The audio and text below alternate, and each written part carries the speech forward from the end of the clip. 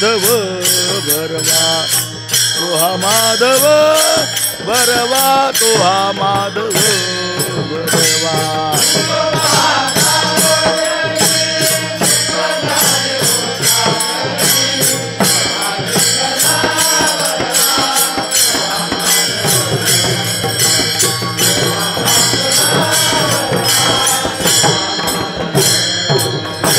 बहुता सुकृताची जोडी म्हणून विठ्ठली आवडी तो हा विठ्ठल भरवा तो हा माधव भरवा तो हा माधव भरवा तो हा माधव भरवा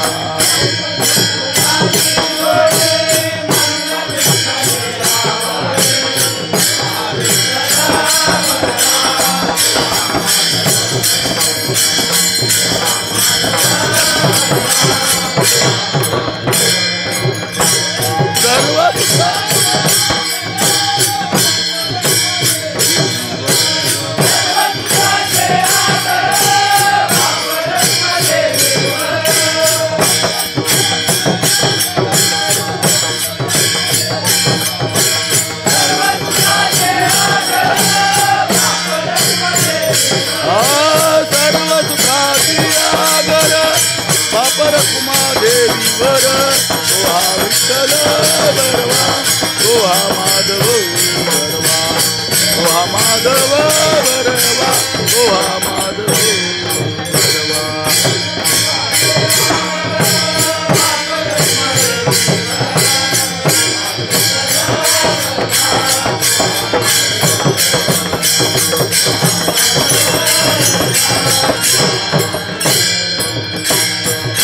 जय जय राम कृष्ण जय जय राम कृष्ण जय जय राम कृष्ण जय जय राम कृष्ण जय जय राम कृष्ण जय जय राम कृष्ण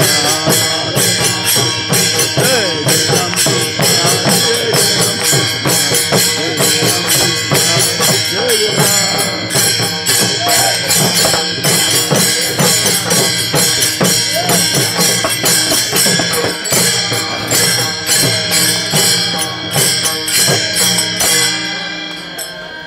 धर्म रक्षावया अवतार घेसी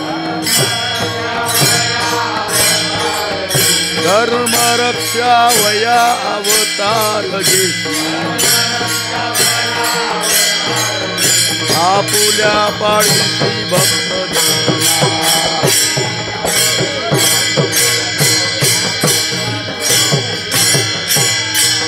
अंबरुतीसाठी जन्म सोचिली अंबरुतीसाठी जन्म सोचिली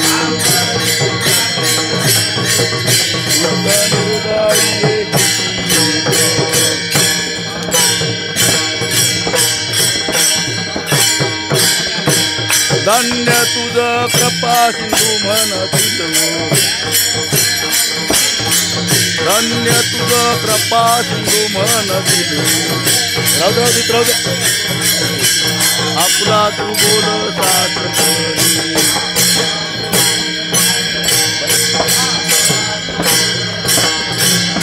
अंबरुतीसाठी जन्म सोचिली अंबरुतीसाठी जन्म सोचिली दुष्ट निर्गाळी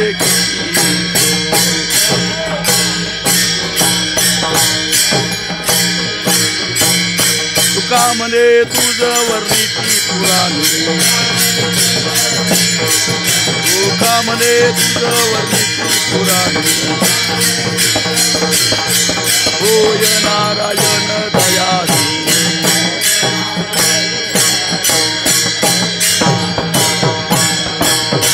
अंबरुतीसाठी जन्म सोचिली अंबरुतीसाठी जन्म सोचिली दुष्ट निर्दायी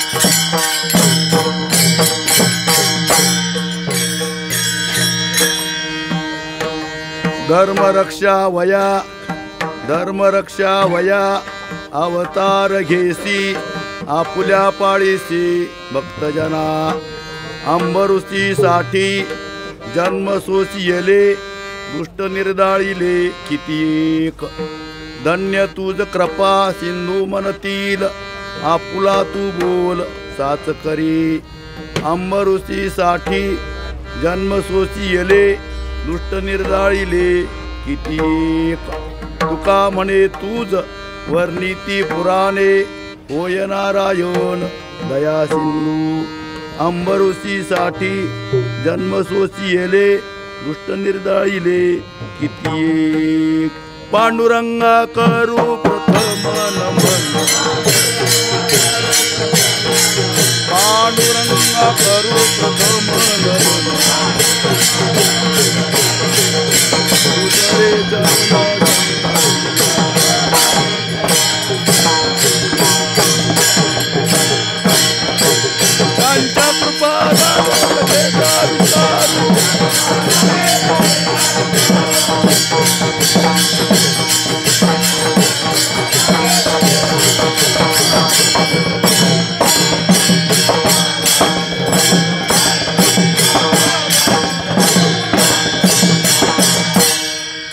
पांडुरंगा करू प्रथम नमन दुसरे चरण संतांचिया।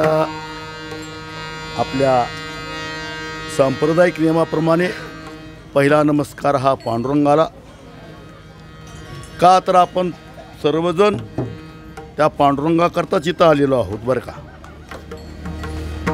त्या पांडुरंगाची भेट, त्याचं दर्शन घेण्याकरता आपण आलेलो आहोत आणि तो पांडुरंगसुद्धा आपली वाट पाहतो बरं का। वाट पाहे उभा भेटेची आवडी कृपाळुता तडी उतावीळ, कधी माझे भक्त येतील, कधी मला भेटतील, आणि म्हणून तो वाट पाहतो बरं का। आणि तो वाट पाहतो म्हणून आपण येतो बरं का, आणि म्हणून आपण सर्वजण आलेलो आहोत। आपला हा पालखी सोहळा, दिंडी सोहळ्याचं वर्णन आपल्याला पुढे करायचंच आहे, पण त्याच्याकरता आलो म्हणून त्यांना नमस्कार करणं आपलं आद्य कर्तव्य आहे। आणि दुसरा नमस्कार संत महात्म्याला। संत महात्म्याला का तर संत महात्म्यामुळेच भगवंताची भेट होते बरं का। संत सद्गुरू गणेशनाथ महाराज यांनी वारी केली, स्वतः वारी केली, त्यांनी तुम्हा आम्हाला वाट दाखवली, आणि संत सद्गुरू गणेशनाथ महाराजाची कृपा तुमच्या आमच्यावर आहे। संताच्या कृपेजवळ बोलायचं झालं तर संताची कृपा झाल्यावर पशुवेद बोलतो, निर्जीव भिंत चालते। होता त्यांची कृपा पशु बोले वेद, निर्जीव चालविली भिंती महिमागाध। पशुवेद बोलू शकतो, निर्जीव भिंत चालते, मग तुम्ही आम्ही तर मानव आहोत। म्हणून तुमच्या आमच्यावर संत सद्गुरू गणेशनाथ महाराजांची कृपा आहे, म्हणून तुम्ही आम्ही इथं आलो बरं का। आणि त्यांनी आपल्याला ही वाट दाखवली, पंढरीची वारी त्यांनी स्वतः केली, स्वतः अनुभव घेतला, आणि मग तुम्हा आम्हाला सांगितलं बरं का। संत महात्म्याचं कसं की स्वतः अनुभव घेतात आणि मग तुम्हा आम्हाला सांगतात बरं का। अनुभवे आले अंगा ते या जगा देतसे, त्यांनी अनुभव घेतला। आणि ही जी वाट आहे ही परमार्थाची वाट, ही पंढरीची वाट, ही संत महात्म्यांनी दाखवली बरं का। आणि अशी वाट दाखवली की या वाटेने कुठंच अडथळा नाही, सोपी वाट। तुका म्हणे सोपी केली पायवाट पंढरी वैकुंठ भूमीवरी, सोपी पायवाट आहे बरं का। तुम्ही आम्ही वारीत आलेलो आहोत, सर्वांना सोपी अशी पायवाट केली बरं का। अहो पायवाट काय राज्यमार्गाचं बरं का, राज्यमार्गानेच आपण आलो बरं का। इतर ज्या वाटा होत्या पूर्वीच्या त्या सूक्ष्म होत्या, कठीण होत्या, दुस्तर होत्या, पण त्या सर्व वाटा त्यांनी मोडल्या आणि तुमच्या आमच्यासारखी सोपी वाट करून त्यांनी ठेवली बरं का। राज्यमार्ग मोडून या वाटा सूक्ष्म दुस्तर केला राज्यभार चाले ऐसा.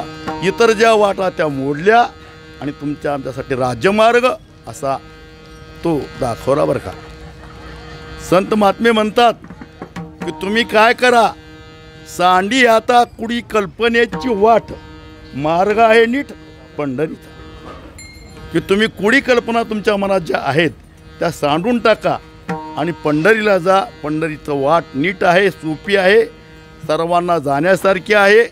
म्हणून त्यांनी संत महात्म्याने आपल्याला वाट दाखवली. म्हणून तेनेची पंथे चालू जाता न पडे गुंता खोटे काही. त्यांनी आपल्याला वाट दाखवली, त्या वाटेने आपण जात आहोत बरं का. मार्ग दावून गेले आधी दयानिधी संत ते. त्यांनी आपल्याला मार्ग दाखवला बरं का. संत महात्म्याने आपल्याला मार्ग दाखवला म्हणजे काय, तो आता आपल्याला म्हणतात की संत महात्मे होऊन गेले. आपण संत सद्गुरू गणेशनाथ महाराजाचा 375वा समाधी संजीवन सोहळा साजरा केला.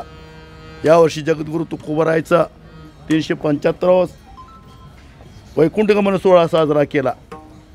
ज्ञानेश्वर महाराजाचे 725 वर्ष साजरं केलं बरं का.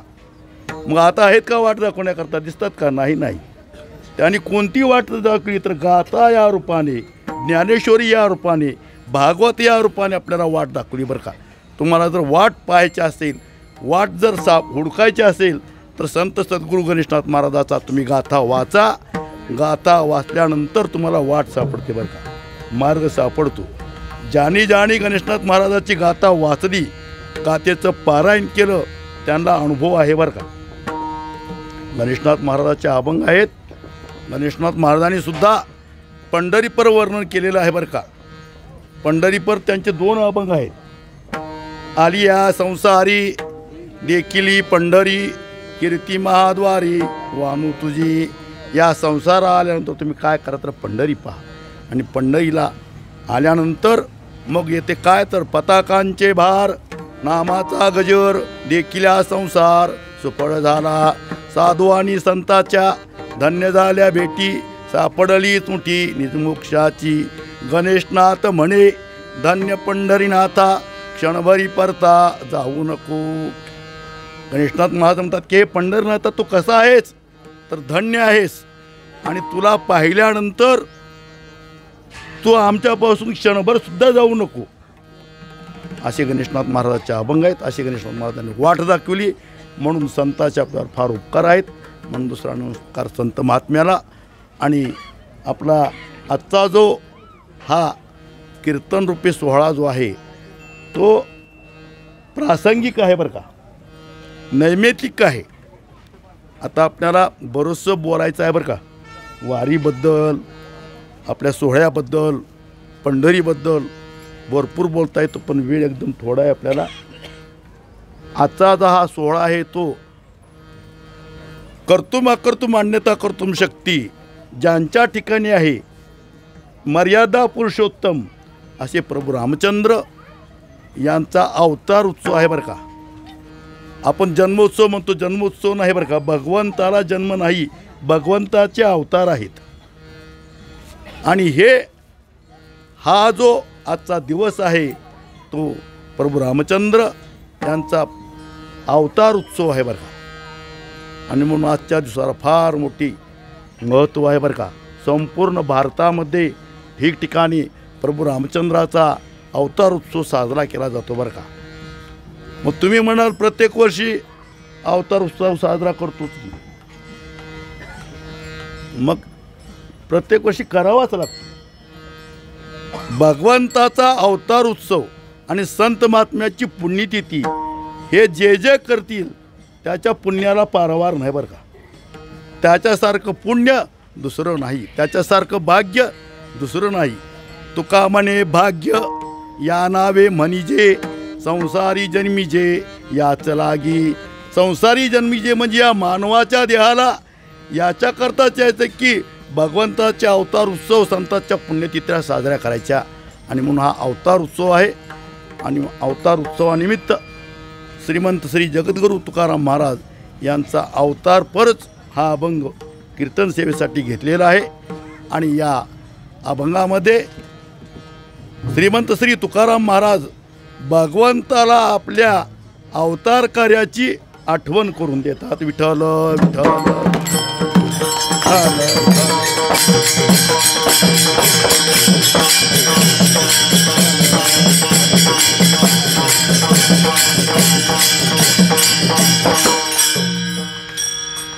की भगवंत तुकोबारा म्हणतात। मग तुम्ही म्हणाल आपला हा जो अवतार उत्सव साजरा करायचा आहे तो त्रेतायुगात तुकोबारा एकल युगामधले हे कसं काय शक्य आहे? हो, तुकाराम महाराज भगवंताच्या प्रत्येक अवतारामध्ये भगवंताबरोबर होते। आपण जर देहूला गेलो असाल, सर्वजण गेलेला आहोत, गाथा मंदिर बांधलेलं आहे। त्या गाथा मंदिरात जाऊन पाहिल्यानंतर तुकोबारायच्या अवतार परंपरा त्यांनी त्या मंदिरात मूर्ती स्वरूपानं साजरी केली आहे, दाखवलेली आहे। कृतयुग, त्रेतायुग, द्वापारयुग आणि कलियुग 4 युग आहेत।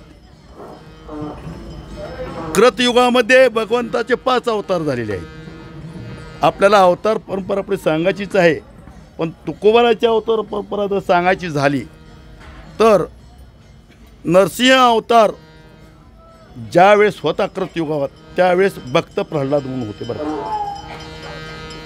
त्यानंतर त्रेतायुगात प्रभू रामचंद्राचा अवतार त्यावेळेस अंगद म्हणून होते। त्यानंतर द्वापार युग आलं।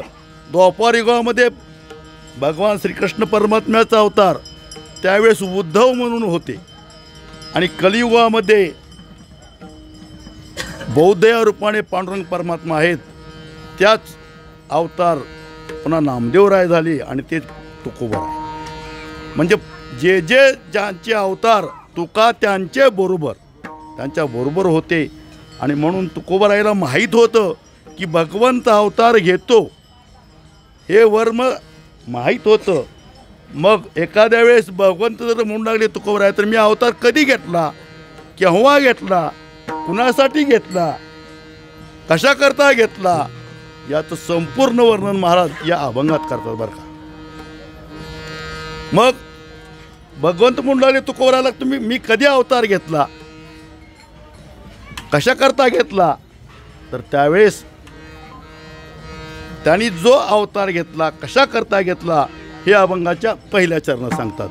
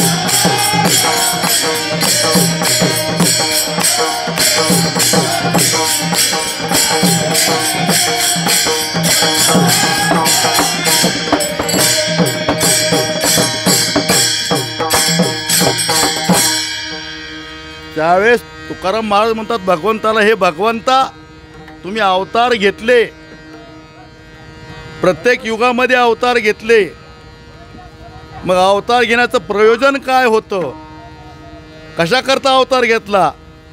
तर तुकाराम महाराज म्हणतात की धर्माचं रक्षण करण्याकरता तुम्ही अवतार घेतलेला आहे बरं का। भगवंत हा अवतार कधी घेतो तर ज्या वेळेस धर्माची वाट मोडते, अधर्माची शीख सरते, पापी लोक, दैत्य लोक या पृथ्वीवर मातले जातात. आणि ते काय करतात पापी लोक की जे धर्म करतात त्याला धर्माचं आचरण करू देत नाहीत, त्याला बाधा आणतात.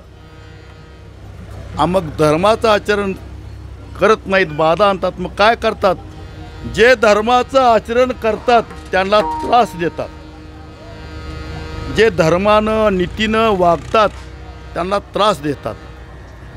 मग त्रास दिल्यानंतर मग स्वतः भगवंताला अवतार घ्यावा लागतो.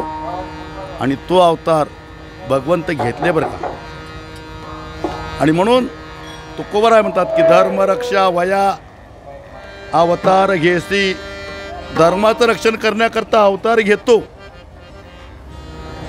आणि काय करतो, विठ्ठल विठ्ठल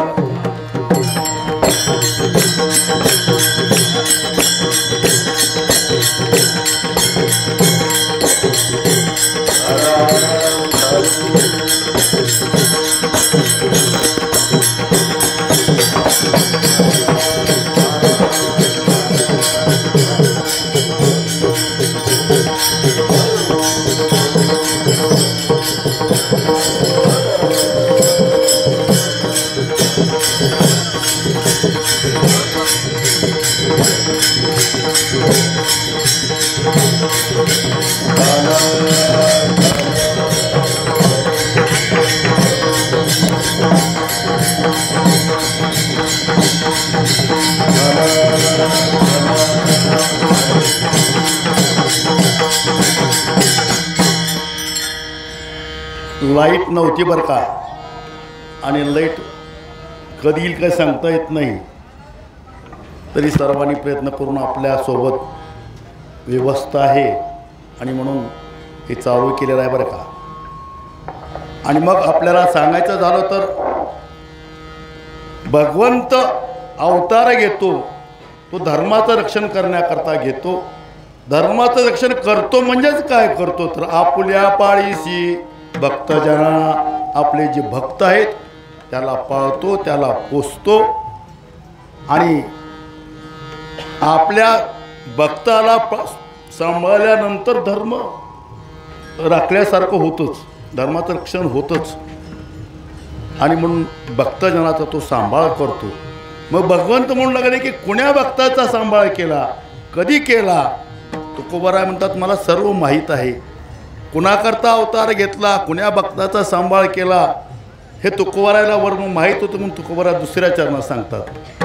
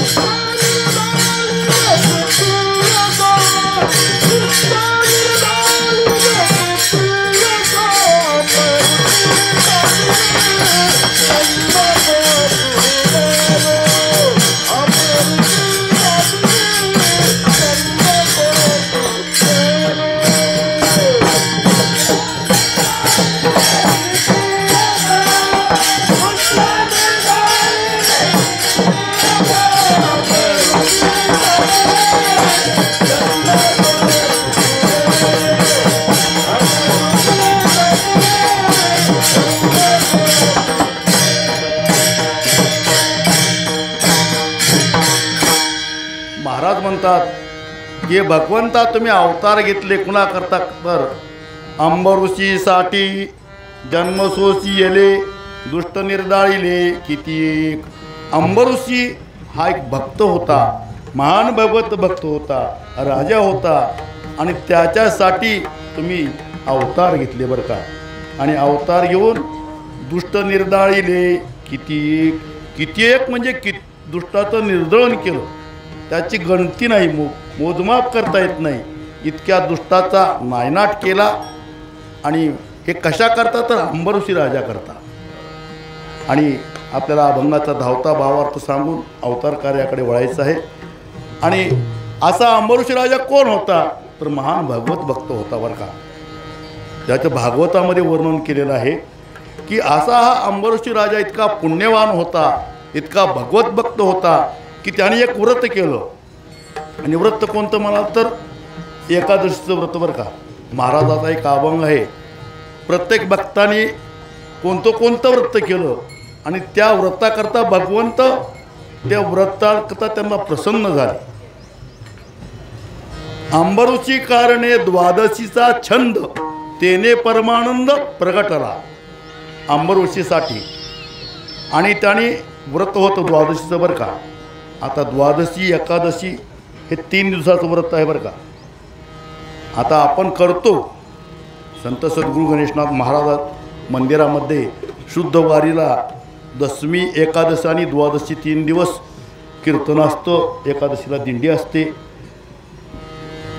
पण खरोखर हे व्रत कसं आहे तर दशमीला एक वेळेस भोजन, दशमीला एकादशी निराहार, फलाहार नाही बरं का, निराहार. आणि द्वादशी सूर्य उदयाच्या वेळेस सोडायची, हे व्रत आहे बरं का. आता आपणाला दशमी दिवशी सुद्धा एक टाईम जेवणं शक्य नाही बरं का, 3 टाईम जेवतो आपण. आणि एकादशी तर काय आता फलाहाराचं फराळात रूपांतर झालं आहे. आता फराळ किती करतो, एरिवेरपेक्षा जास्त खातो बरं का, ते प्रकार किती तरी. पण व्रत होतं बरं का या भक्ताचं, एकेका भक्ताचं एक एक व्रत असतं. हे व्रत होतं 1 वर्षभर त्यांनी व्रत केलं. आणि या व्रताची सांगता करण्याकरता अंबऋषी राजाने शेवटचं 12वं व्रत करत असताना सर्व ऋषी मुनी ब्राह्मण संत मंत गोळा केले.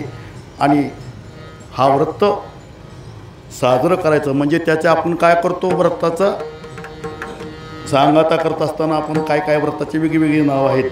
आणि ते सांगता करत असताना सर्व ऋषी आल्यानंतर दुर्वास ऋषी तिथं आले. आणि दुर्वास ऋषीने सांगितलं की काय राजा, तर काय असा असा प्रकार आहे, हे व्रताची सांगत आहे. मग आम्हालाही भोजन करायचं आहे. हो तुम्हालाही भोजन घालतो म्हणले, या तुम्ही, आम्ही स्नान करून येतो म्हणले. स्नान करून येतो म्हणल्यावर स्नानाला गेले. ते मुद्दाम सांगितलं होतं अंबऋषी राजाने की माझं व्रत आहे, सूर्योदयाला मला द्वादशी सोडायची आहे. तरी पण मुद्दाम हे स्नान करतोच बसले. सूर्योदयाच्या वेळेस आलेच नाहीत.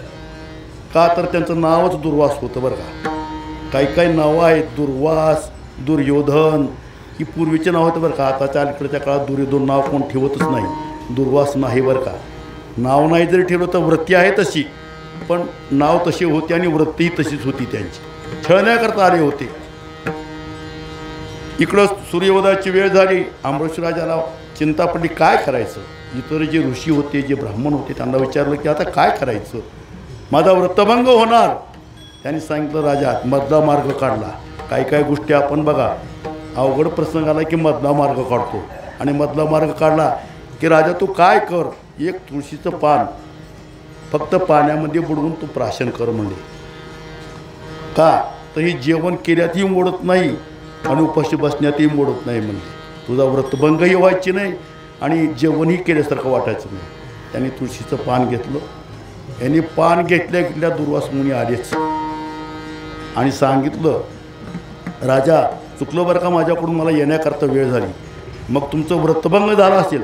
नाही ऋषीवरी, माझा व्रतभंगही होऊ दिला नाही, तुमचा अपमानही केला नाही, फक्त एक तुळशीचं पान आणि पाण्यात बुडवून घेतलं म्हणजे. तुळशीचं पान खाल्लं का म्हणजे खाल्लं. मग तू व्रत सोडवलं म्हणजे.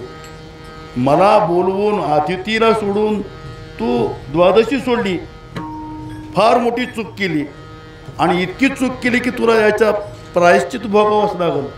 आणि म्हणून शापच दिला बरं का. तर ते दुर्वास ऋषी इतके तापड होते की त्यांच्या बघा कथामध्ये भागवतामध्ये पांडव प्रतापामध्ये कथा आहे, बऱ्याच जणांना त्यांनी शाप दिला बरं का, आणि इथं लगेच शाप देऊन टाकला अंबुश राजाला की तुला या माझ्या अपमानाबद्दल 10 जन्म गर्भवास भोगावा लागेल, शाप देऊन टाकला. आणि आपल्या डोक्यातली एक केस उपटलं आणि ते टाकलं, त्याची कृत्या निर्माण झाली आणि ती कृत्या दुर्वासाला मारण्याकरता धावली बरं का. ते धावल्याबरोबर भगवंतानी काय केलं की सुदर्शन चक्र सोडलं बघा, सुदर्शन चक्र सोडलं आणि त्या कृत्याचा नायनाट केला. मग ते सुदर्शन चक्र काय थांबलं का, ते लागलं दुर्वासा मुनीच्या पाठीमागं. आता हे बघता तर काही चक्र आला म्हणजे आता आपल्याला आपलंही मुडकोड होतं, म्हणजे पळत आहे तिथं रक्षण करण्याकरता पळाले, कैलासात गेले, सत्यलोकात गेले, वैकुंठात गेले. सांगितलं भगवान शंकराने सांगितलं हे कुणाचं आहे म्हणजे विष्णूचं आहे, त्यांच्याकडे जावं. म्हणजे विष्णूकडे गेले, हे माझं आहे पण मी सोडलं आहे पण मला आवडता येत नाही, म्हणजे जिथून तुमच्या पाठीमागं लागलं तिथंच जावं. म्हणजे अहम भक्त पराधीना, मी भक्ताच्या अधीन आहे म्हणजे. मग परत दुर्वासा ऋषी आले, अंबरीष राजाला शरण आल्याबरोबर ते चक्र थांबलं. पण हा जो गर्भवासाचा शाप दिला होता तो स्वतः भगवंतानी घेतला आणि 10 जन्म गर्भवास भोगला. म्हणून तुकोबारा म्हणतात की अंबऋषीसाठी जन्मसोशी येले, दुष्ट निर्दाळिले, किती एक 10 जन्म गर्भवास, 10 जन्म घेतले आणि दुष्टाचं निर्दळन केलं. आणि मग हे वर्म तुकोबारायला माहीत होतं. म्हणून तुकोबाराय भगवंताला म्हणतात की भगवंता तू कसा आहेस, हे 3ऱ्या चरणात सांगतात.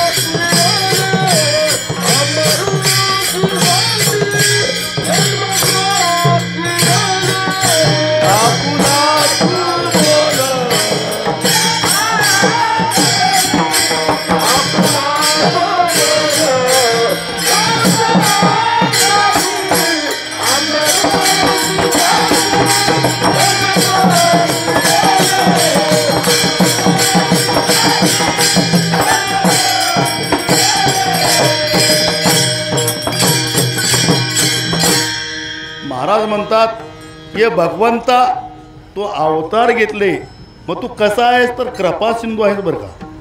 कृपा सिंधू म्हणजे कृपेचा सागर.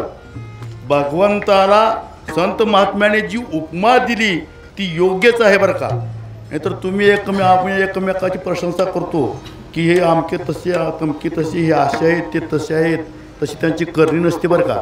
पण भगवंताला जे नाव दिलं ते कृपा सिंधू. सिंधू का म्हणलं, सिंधू म्हणजे सागर.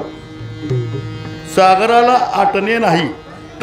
बऱ्याचशा नद्या आहेत त्या आटतात. उन्हाळ्यामध्ये पाऊस कमी पडला की त्याला खंड होतो बरं का. पण भगवंताची इतकी कृपा आहे की त्या भक्तावर अखंड असते बरं का. म्हणून कृपेचा तू सागर आहेस. आणखी एक ठिकाणी नाटाच्या प्रकरणात तुकोबाराय म्हणतात, देवा तू कृपा करुणा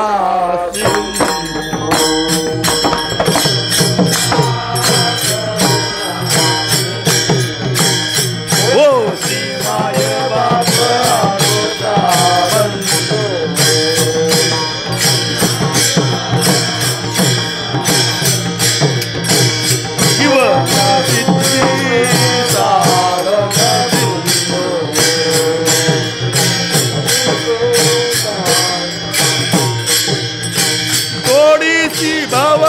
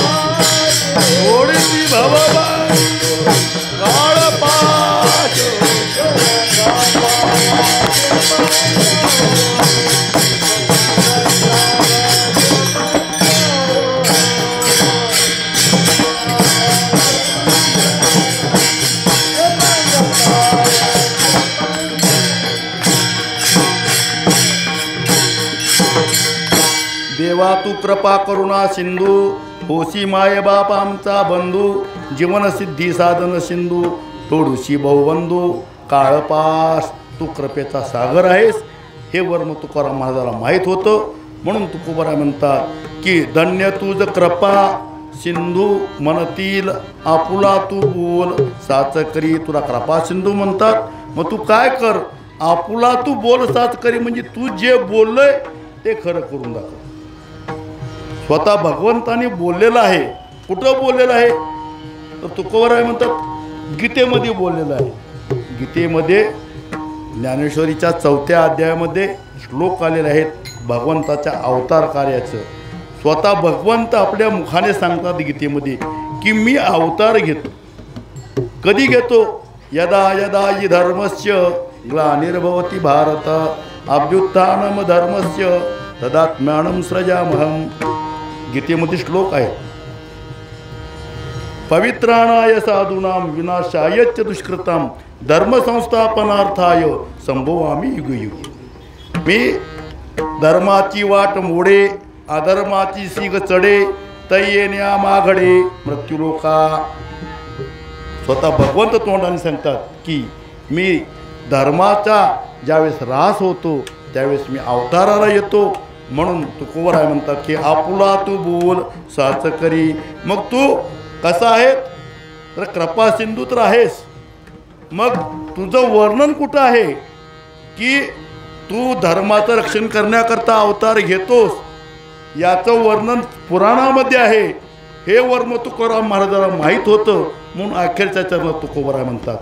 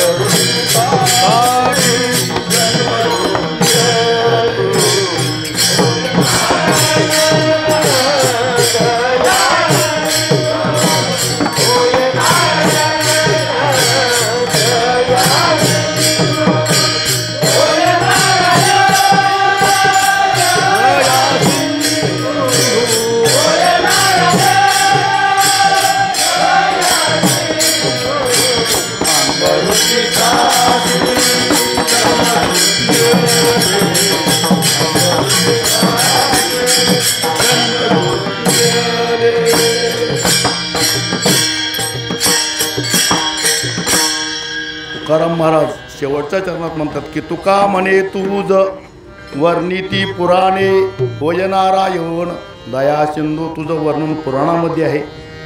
माऊली म्हणतात चहुवेदी जाण साई शास्त्री कारण 18 हे पुराण हरिसी गाती. 18 पुराणामध्ये भगवंताचं वर्णन आहे. 4 वेदामध्ये आहे, 6 शास्त्रामध्ये आहे भगवंताचं वर्णन. हे वर्म तुकाराम महाराजाला माहीत होतं म्हणून तुझं वर्णन पुराणामध्ये आहे.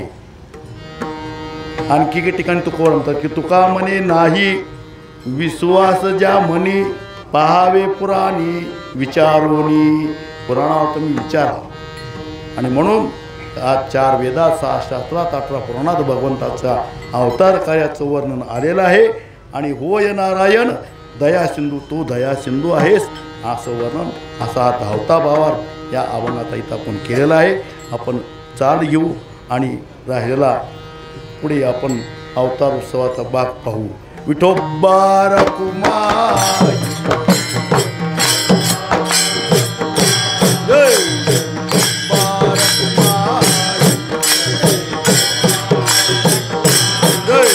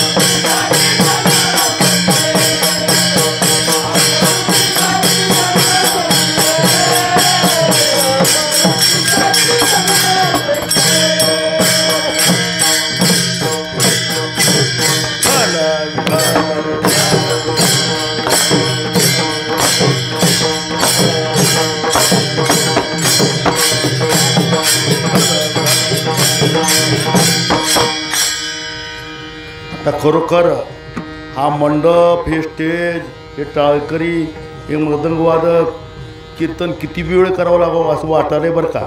पण आपल्याला वेळेचं बंधन आहे आणि अवतार कार्याचं वर्णन करायचं आहे. आणि या अभंगामध्ये तुकोबराय भगवंताचा अवतार कार्याचं वर्णन करतात. आणि मी आताच सांगून गेलो की 4 युगामध्ये भगवंतांनी 10 अवतार घेतले. तसं जर पाहिलं तर भगवंताचे अवतार किती याचं मोजमाप करता येत नाही, कुणालाही मोजमाप करता येत नाही. आपल्याला किती प्रमाण देतील. अवताराच्या राशी तो हा उभा विठेवरी, शंख चक्र गदा पद्म संहितारी. अवताराच्या राशी म्हणजे राशी. पूर्वीचे आपण सर्व शेतकरी वर्ग आहोत. पूर्वी अशा आपली शेतात धान्याची रास पडायची, मोठा ढिगारा पडायचा, आपण त्याला रास म्हणायचं. त्याचं वर्णन मोजमाप करता येत नाही बरं का. किती होईल 10 क्विंटल 20 क्विंटल, 10 पोती 20 पोती अंदाजे सांगायचं, पण भरल्यावर खरं माप करायचं. पण रासचं मोजमाप करता येत नाही. आता रासच नाही, डायरेक्ट कट्टाचं आहे बरं का मशीनला. त्याच्यामुळं आताचं काही नाही. पहिल्याच्या काळात राशीच्या राशी आहेत भगवंताच्या अवताराच्या. अनंत अवतार घेसी भक्ता कारणे, कनवाळू कृपाळू दिना लाघव उदरणे. अनंत, त्याचा अंतच करता येत नाही. अनंत अवतार आहेत. आणि त्यात मुख्य 10 अवतार सांगितले. मी अंबऋषीसाठी सांगितले. मत्स्य, कच्छ, वराह, वामन, नरसिंह. हे कृतयुगात भगवंताचे 5 अवतार झाले. परशुराम आणि राम हे त्रेतायुगात झाले.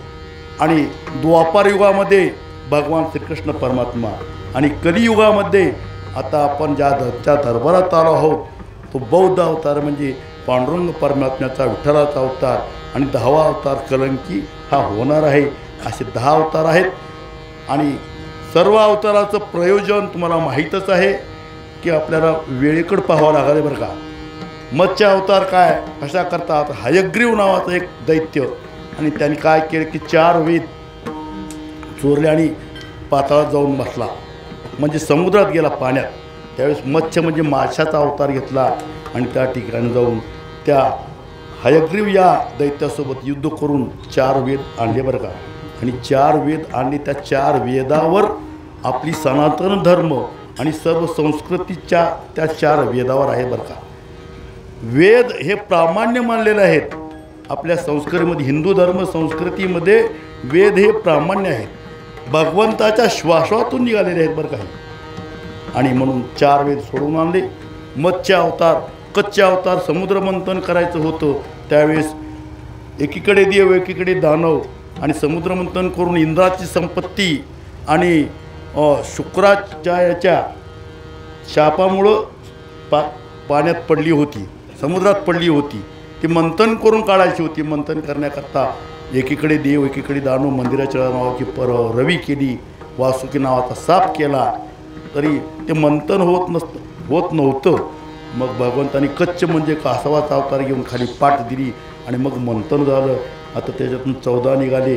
आता 14 निघाले. 14 काय आपल्याला पाहायला भेटत नाहीत, पण एक पाहायला भेटणार आहे बरं का आता कलियुगामध्ये. आमच्या पालखी सोहळ्यासोबत सुद्धा होता, सर्वांना कळालं बरं का.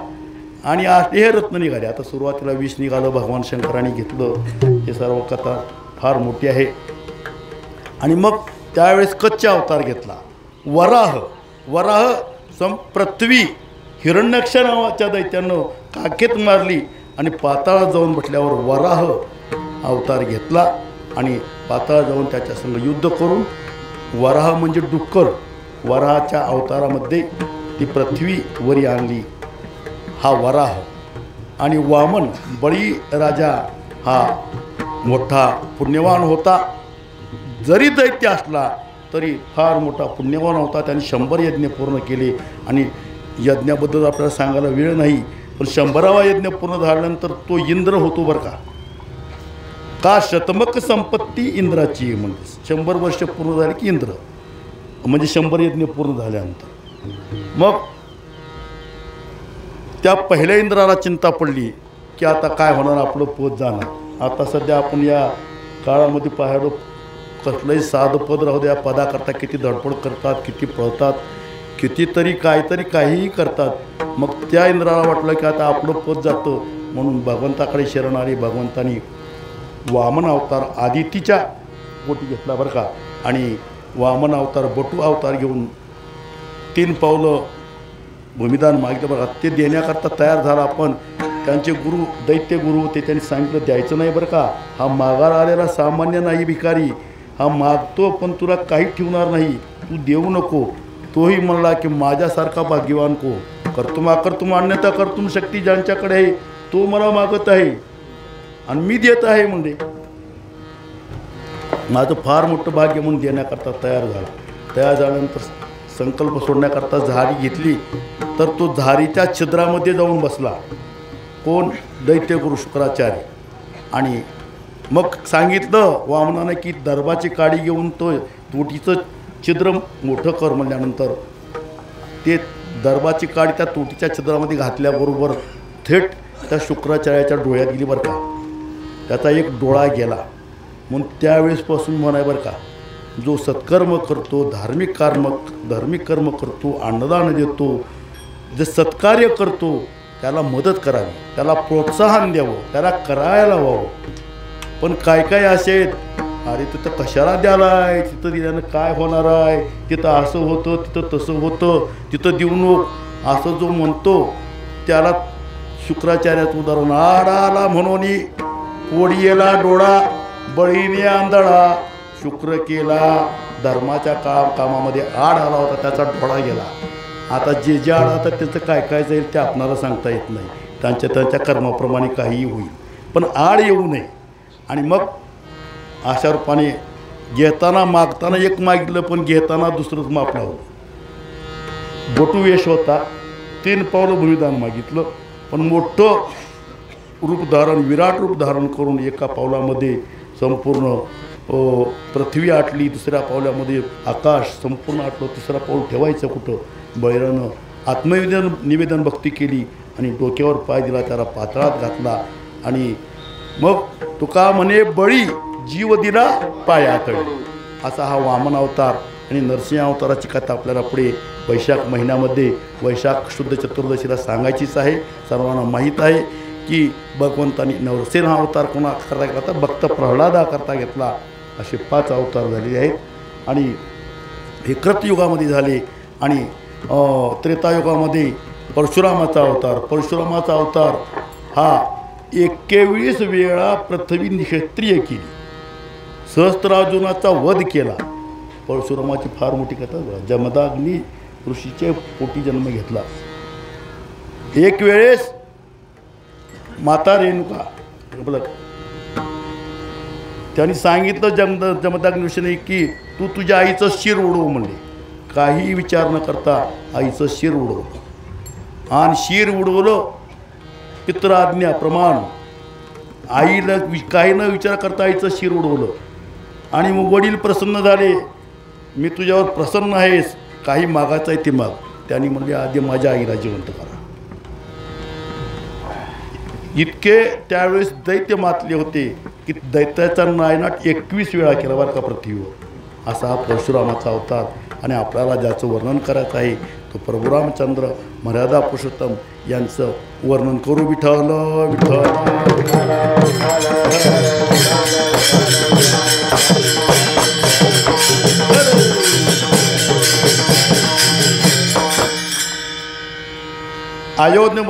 अयोध्या नगरीमध्ये अजराजा होता. अजराजा सूर्यवंशाचं वर्णन इतकं मोठं आहे. परवा एक जण मोबाईलला टाकलं होतं बघा व्हॉट्सअपला. त्या सूर्यवंशाचं वर्णन त्यांनी मुळापासून आतापर्यंत सूर्यवंशाचं वर्णन त्यांनी सांगितलं बरं का. मोठे मोठे राजे होऊन गेले, मोठे मोठे राजे सूर्यवंशामध्ये होऊन गेले बरं का. दिलीप राजा, भगीरथ राजा, मोठे मोठे राजे होऊन गेले. त्या सूर्यवंशामध्ये अजराजा होता. अजराजाचा पुत्र दशरथ. आणि दशरथ राजाचा विवाह झाला. आणि विवाह होऊन पहिला जो विवाह होत होता त्यावेळेस रावणाला कळालं होतं की दशरथ राजाच्या पोटी प्रभू रामचंद्राचा अवतार होणार आहे, तुझं त्याच्या हातून वध होणार आहे. म्हणून रावणानं काय केलं की दशरथ राजाच्या यज्ञामध्ये विध्वंस केला. विध्वंस करून ते विध्वंस कसा केला की कळालं होतं राजाला की रावण येऊन लग्नामध्ये विघ्न करणार आहे, म्हणून त्यांनी काय केलं होतं की नाव पाण्यामध्ये नाव आणि नावेमध्ये दशरथ राजाचं आणि कौशल्याचं लग्न लागलं होतं बरं का. तिथं जाऊन रावणाने ती नाव बुडवली. नाव बुडवल्यानंतर दशरथ राजा एका फळीला धरत पोहत पोहत एका कडेला आली, कौशल्य ही आली आणि एकत्र आल्यानंतर त्यांचा विवाह झाला आणि त्यांचे पुन्हा 2 विवाह झाले. तसं दशरथ राजाला 700 राण्या होत्या, पण मुख्य राण्या 3 आणि 3 पहिली कौशल्या, दुसरी सुमित्रा, तिसरी आणि कैकेयी. मुलगा नव्हता. पुत्रहीनस्य मे राजम सर्व दुःखाय कल्पते. पुत्र नाही म्हणून दुःख. संपूर्ण होतं ऐश्वर्य, पण पुत्र नाही म्हणून दुःख. मग काय करावं. एक वेळेस पाऊस पडत नव्हता बरं का. पाऊस पडला. शुक्राचार्यानं पाऊस अडवला होता. त्यावेळेस स्वर्गामध्ये दशरथ राजा युद्धाकरता गेले आणि देवाकडून युद्ध करत असताना त्या रथाचा आक मोडला. कैकेयी सोबत गेली होती हातानं. कैकेयीनं तो हात घेतला आणि रथ सावरला. युद्धामध्ये विजय मिळाला. आणि पाहिलं तर कैकेयीनं त्या रथामध्ये हात घातलेला आहे. तिनं म्हणजे फार मोठं तू कार्य केलेलं आहेस, मी प्रसन्न आहे, काय मागायचं ती माग. तिनं सांगितलं आता मागत नाही, म्हणजे ज्यावेळेस वेळ पडेल त्यावेळेस मागते म्हणजे. आणि मग देवाचे जे गुरु होते त्यांनी सांगितलं की तुम्ही पुत्रकामेष्टी यज्ञ करा, पुत्रकामेष्टी यज्ञ करा. आणि आणखी एक प्रकार आहे की दशरथ राजा शिकारीला गेल्यानंतर शिकार न मिळाल्यामुळं त्याने रात्रभर जागून संध्याकाळी तिथंच झोपल्यानंतर श्रावण बाळ आपल्या आईवडिलाला तीर्थयात्रेला घेऊन जात होता आणि तिथं संध्याकाळची वेळ, दिवसा ऊन लागत आहे म्हणून संध्याकाळी जात होता आणि आईवडिलाला तहान लागली म्हणून त्यानं वाटेवर त्यांना टेकवलं आणि पाणी आणण्याकरता गेल्यानंतर झारीचा आवाज बुडबुड आल्यानंतर दशरथ राजाला वाटलं की हरिण आलेला आहे म्हणून तो बाण सोडला आणि तो बाण श्रावणाला लागला. श्रावण व्याकुळ झाला आणि त्याने सांगितलं की माझ्या आईवडिलाला पाणी पाज. आईवडिलांनी विचारलं माझा श्रावण कुठं आहे, तर तो असं झालेला आहे. तर तू जसा माझा श्रावण मेला म्हणून आईवडिलांनी दुःख करून प्राण सोडला आणि आमच्या मुलाकरता आम्ही जसं प्राण सोडला तुलासुद्धा तुझ्या मुलाकरता प्राण सोडावा लागला असा शाप दिला. तो शापही झाला आणि वरदानही झालं. आणि मग पुत्रकामेष्टी यज्ञ करण्याकरता इकडं तयारी झाली.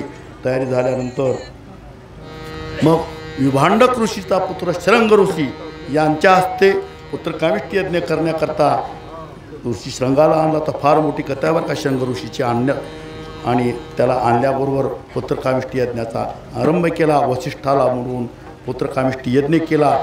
पुत्रकामेष्टी यज्ञ शृंग ऋषीचं अधिष्ठान, वसिष्ठ गुरुचं अधिष्ठान पाहून आणि यज्ञनारायण प्रकट झाले आणि त्यांनी पायास पत्र दिलं, प्रसाद दिला आणि सांगितलं वसिष्ठाला की लवकर याची विभागणी करा आणि लवकर वाटा, विघ्न येणार आहे. त्यावेळेस त्यांनी त्याचे 3 भाग केले. पहिला कौशल्याला, दुसरा सुमित्रेला, तिसरा कैकेयीला. कैकेयी रुसली, मी धाकटी आहे पण आवडती आहे, मला नेतं थोरीला का दिला.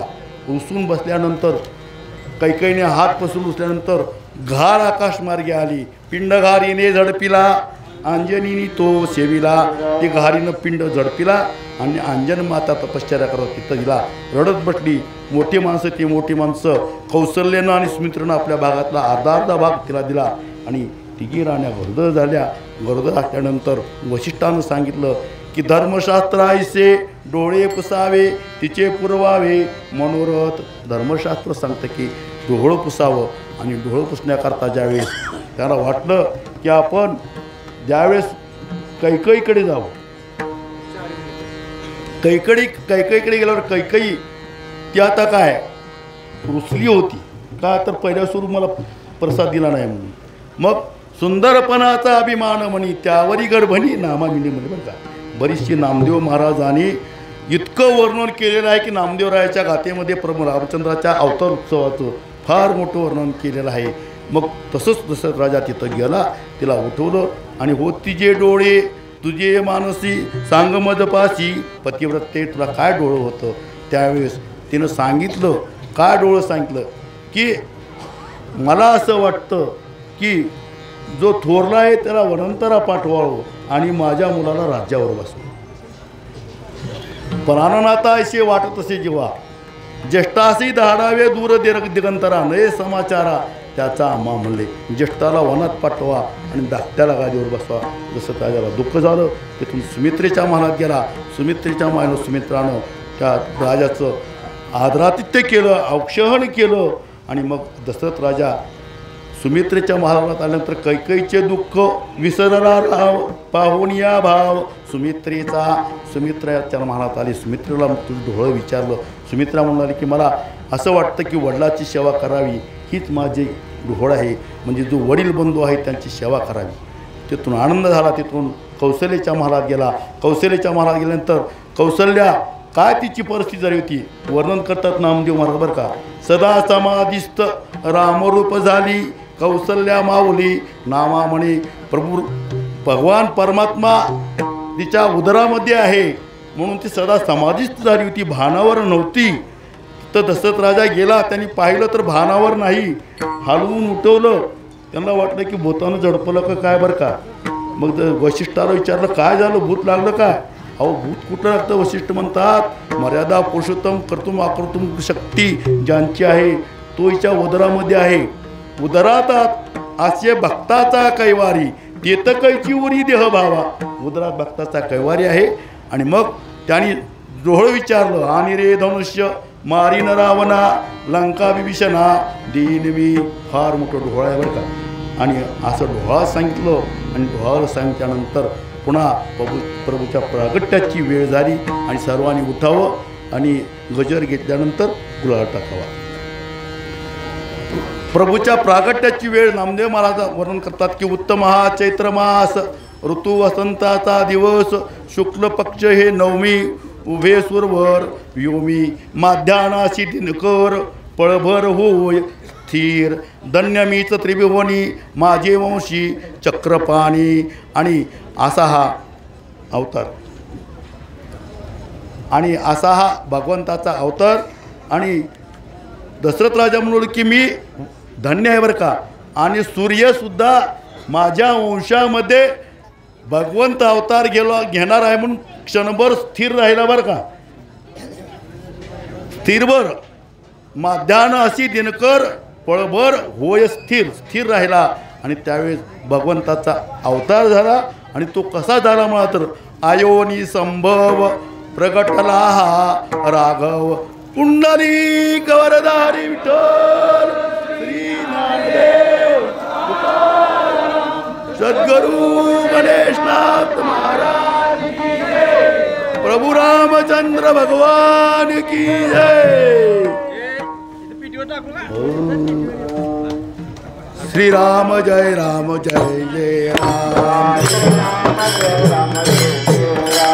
श्री राम जय जय राम. श्री राम जय राम जय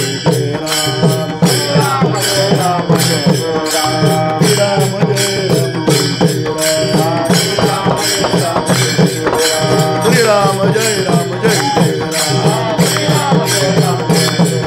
श्री राम जय राम श्री राम जय राम कुंडली गवरधारी श्री नामदेव सद्गुरु गणेशनाथ राजा रामचंद्र प्रभु की जय.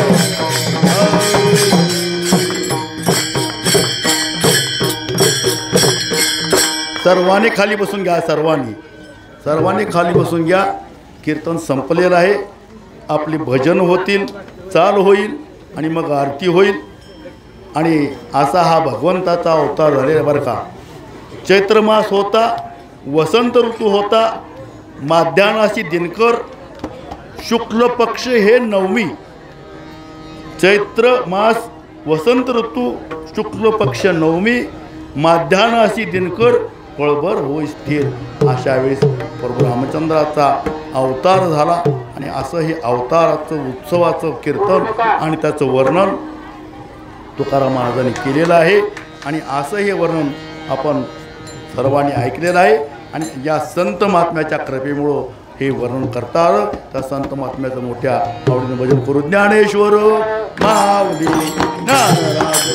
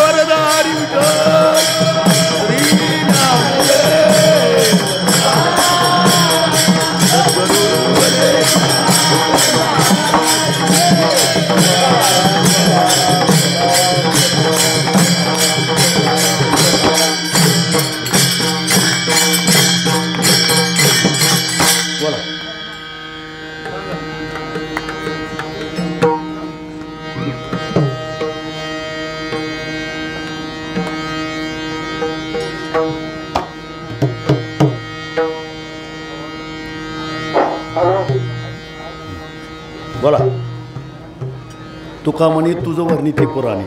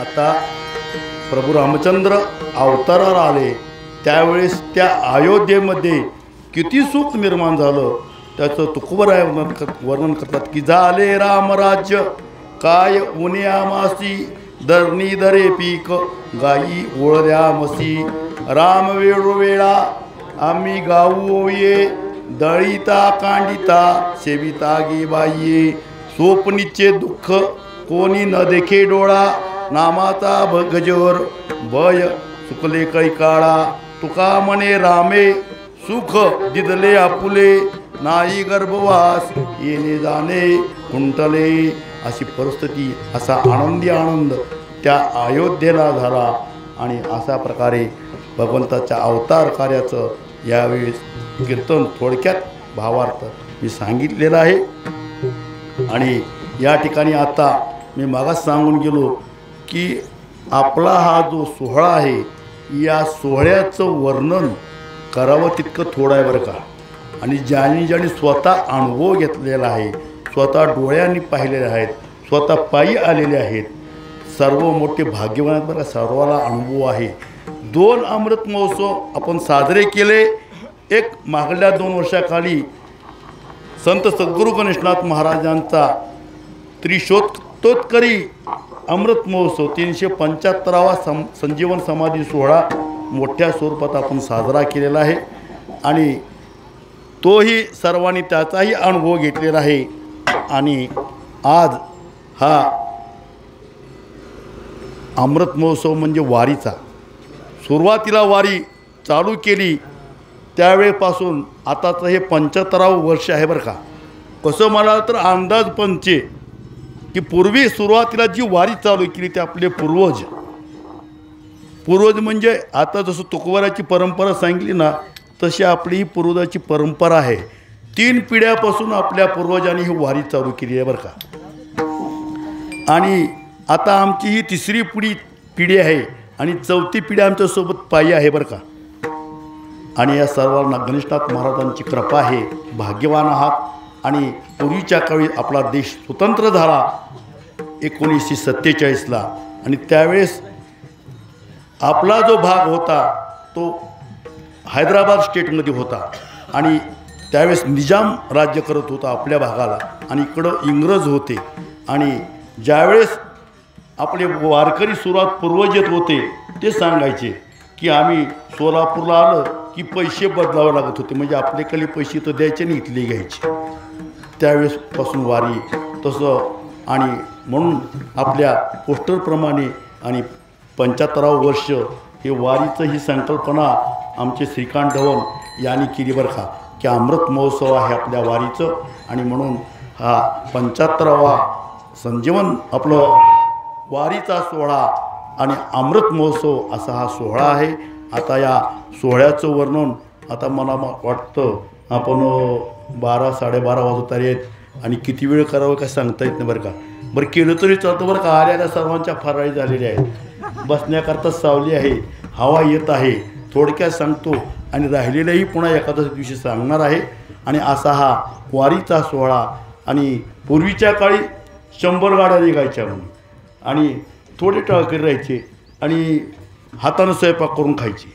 पण आता वाटणी पंगतीची किती होतात सर्वांनी अनुभव घेतला, कशा पंगती करतात लोक, किती त्यांचं प्रेम आहे, किती जिव्हाळा आहे।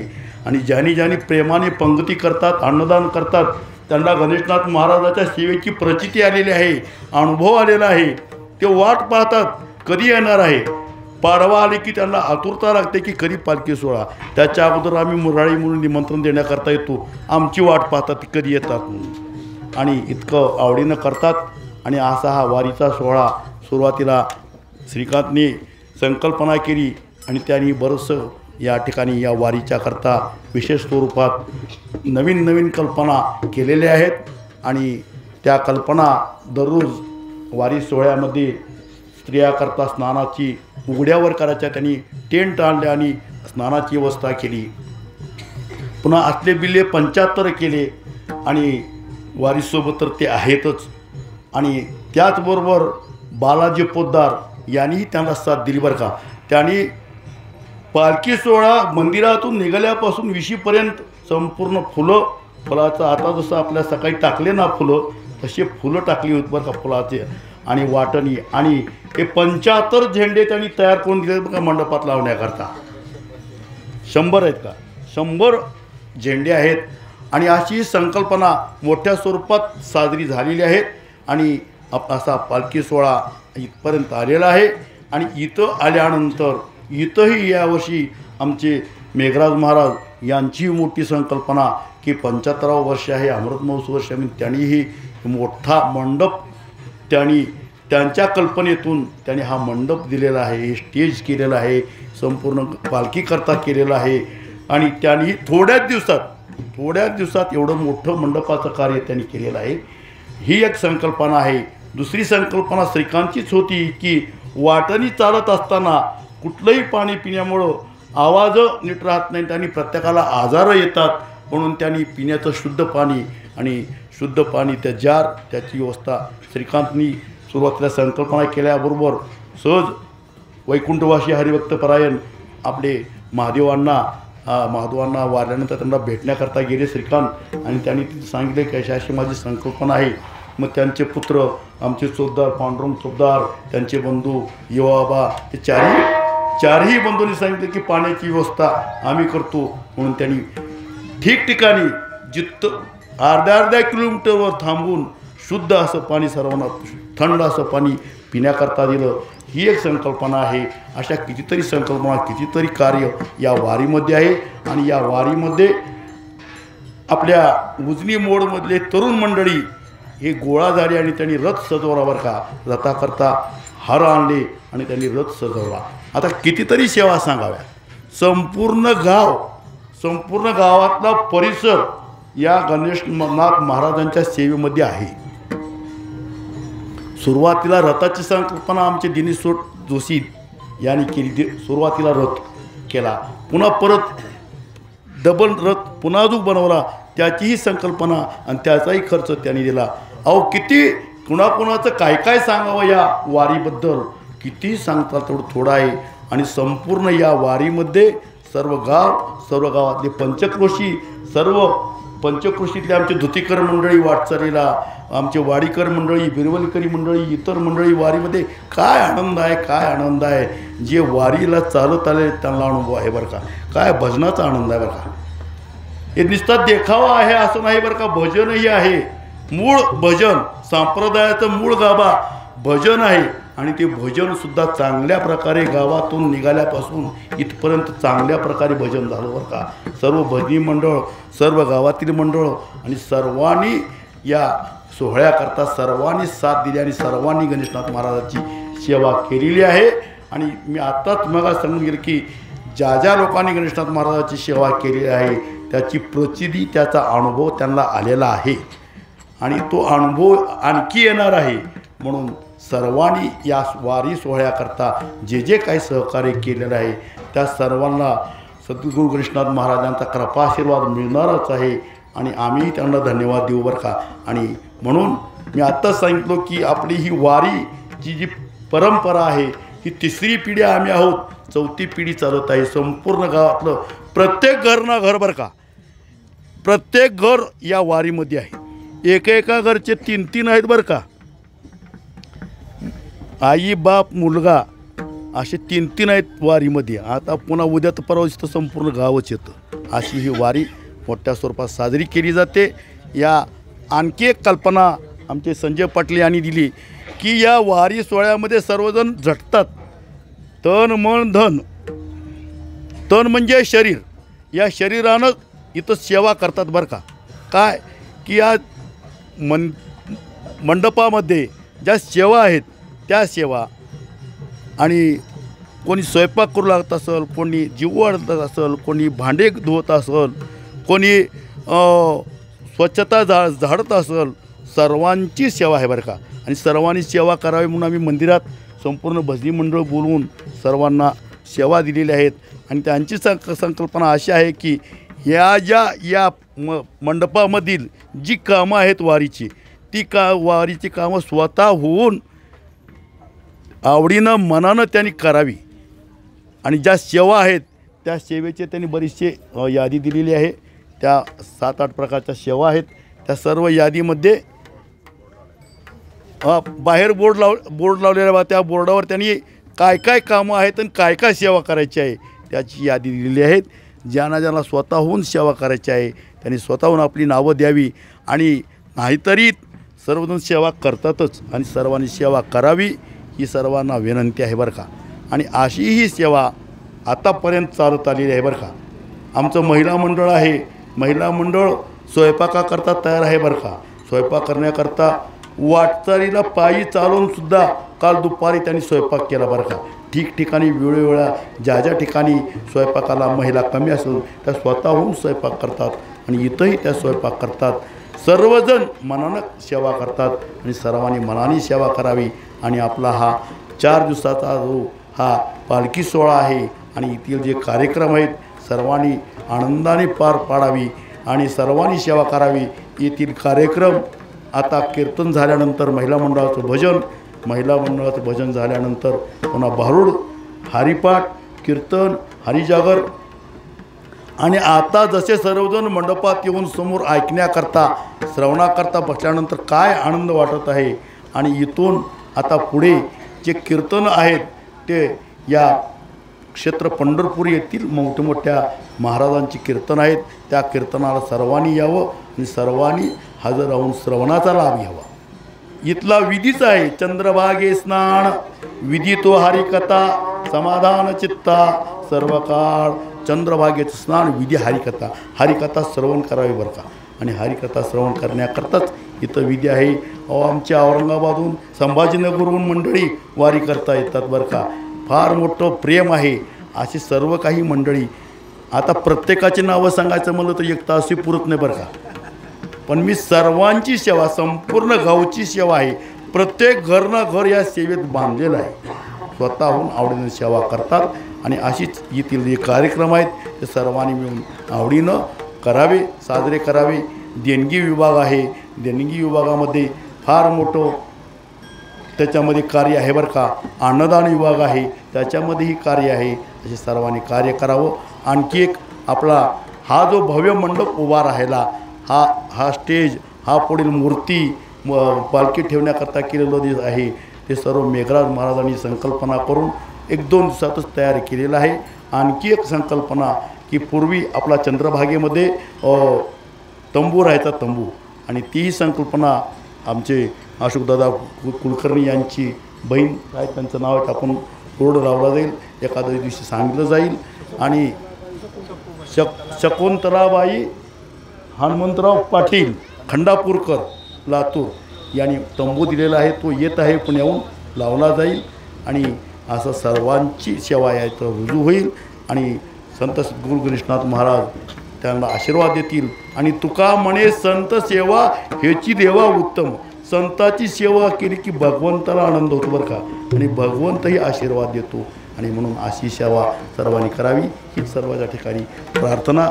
आणि झालेली सेवा संत सद्गुरू गणेशनाथ महाराजाच्या चरणी आणि पंढरीश पांडुरंगाच्या चरणी अर्पण करून सेवेला पूर्णविराम. विठ्ठल जय जय विठ्ठल.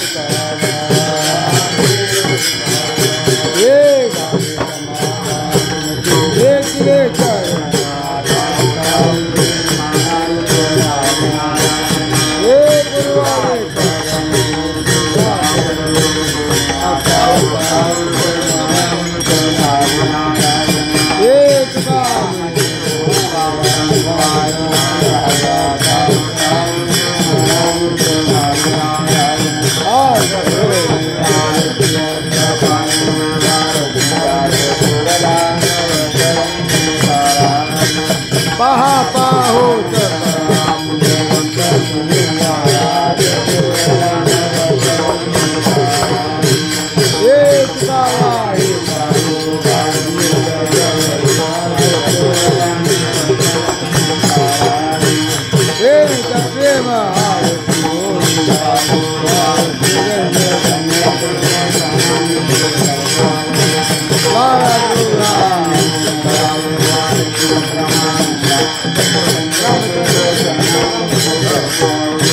रामा म्हणे